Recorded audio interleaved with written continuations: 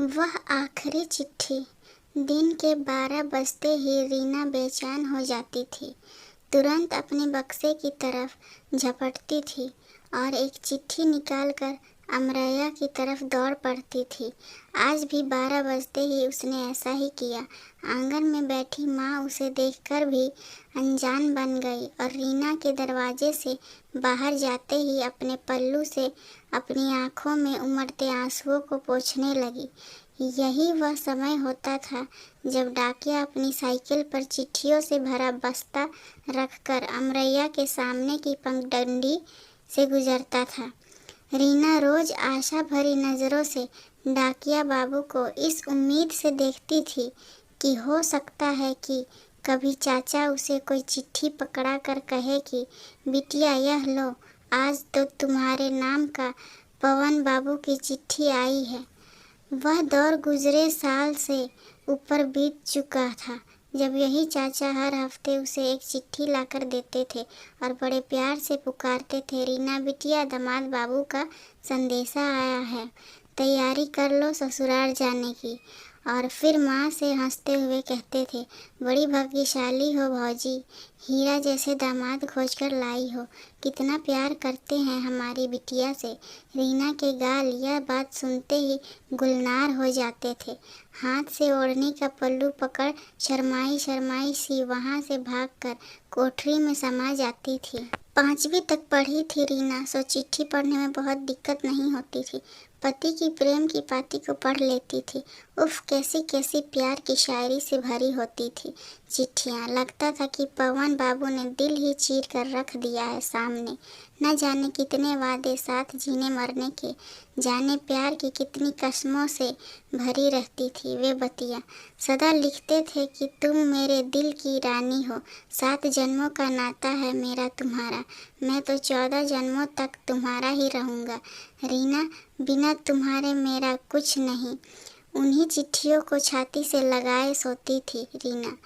उन्हीं चिट्ठियों को पकड़कर रात भर रोती थी।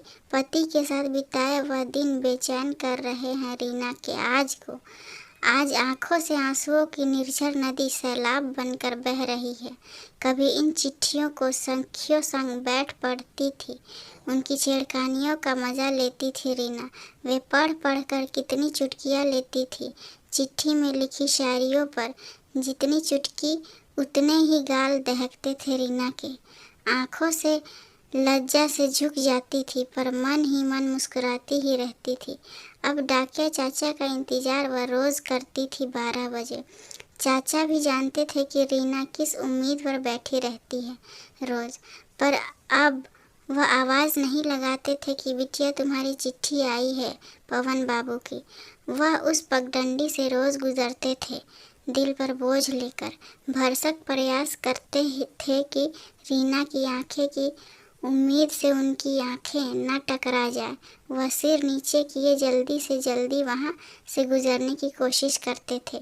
जानते थे कि जब तक वे दिखेंगे तब तक रीना की आंखें उनका पीछा करेंगी।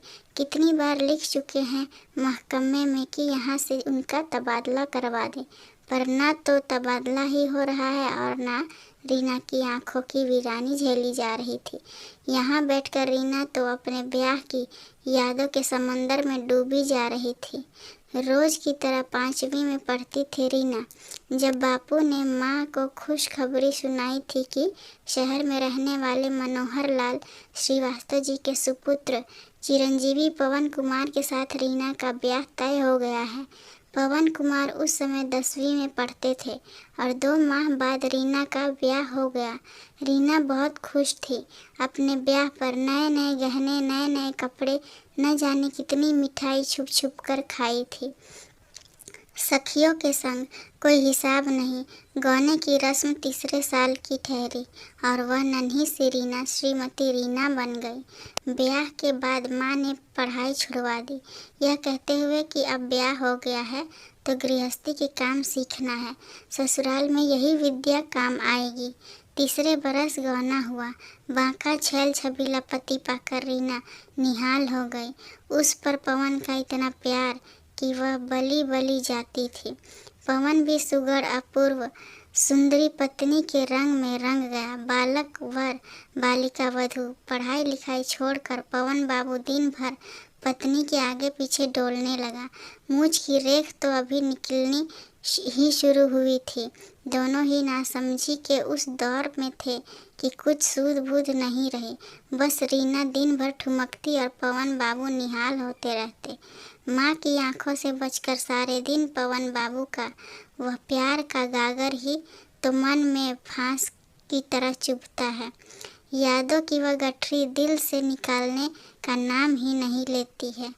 वह सोने से दिन थे, चांदी सी रातें थी, जब दो नौजवान होती धड़कनें किसी बंधन को नहीं मानना चाहती थी। माँ की सतत निगरानी फेल हो जाती थी। दोनों हर मिले मौके में दिन रात एक दूसरे में खोए रहते थे। दिन रात प्रेम के झूलों की पेट भरने का नतीजा यह निकला कि पवन बाबू 12वीं की परीक्षा में फेल हो गए। मनोहर लाल श्रीवास्तव जी को लगने लगा कि नासमझ बहू के रहते पवन बाबू की पढ़ाई लिखाई तो चौपट हो जाएगी। तुरंत रीना के बापू को बुलाया गया, सब बातें समझाई गई। फिर कहा गया कि पढ़ाई पूरी होने तक रीना मायके में ही रहेगी, उसके उपरांत उसे ससुराल बुला लिया जाएगा। दोनों प्रेम के दीवानों पर यह फैसला गाज बनकर गिरा। ना तो किसी ने ब्याह में मर्जी पूछी और न दोनों को दूर करते समय। यही दौर था जब पवन बाबू प्रेम रस की धार बहाते हुए चिट्ठी लिखा करते थे। पहले हर हफ्ते चिट्ठी आती रही, फिर महीने में एक बार, फिर छठे छमाही। 5 साल बाद पवन बाबू परीक्षा पास करते ही ऑफिसर की नौकरी पा गए। रीना की आंखों में सुनहरे सपने सजने लगे कि अब वह पति के पास होगी, प्यार का सुनहरा संसार बसेगा। कि वह गाज फिर गिरा जिसकी कल्पना भी रीना ने नहीं की थी। चिट्ठियों के बढ़ते अंतराल को वह पवन बाबू की बढ़ती व्यस्तता को मानती रही। वह यह नहीं समझ पाई कि यह दूरियां अब मन की दूरियों में तब्दील हो चुकी है। आज उस आखिरी चिट्ठी को आए 6 माह गुजर गए हैं, जिसमें पवन बाबू ने लिखा है कि अब वे ऑफिसर की कैटेगरी में हैं और अनपढ़ पत्नी के साथ उनका गुजर बसर नहीं हो सकता है, अतः वे तलाक चाहते हैं। उनकी कोई गलती नहीं थी, गलती उनके माता पिताजी की है कि कच्ची उम्र में उनका ब्याह हो गया था और अगर रीना चाहे तो उनके साथ रह सकती है। वे गुजर बसर के लिए हर महीने कुछ पैसे भेजते रहेंगे।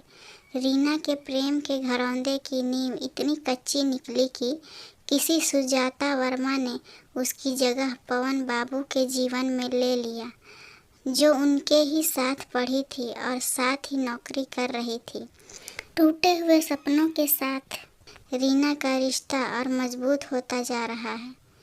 वह हर दिन उस आखिरी चिट्ठी के साथ अमरैया में इंतज़ार करती है कि डाकिया चाचा कहे कि रीना बिटिया, पवन बाबू का संदेशा आ गया है, अपने ससुराल जाने की तैयारी करो। रीना जानती थी कि यह मृग मरीचिका का भंवर जाल है जिससे वह कभी भी नहीं उबरेगी। यह वह प्यास है जो अब कभी बुझेगी नहीं।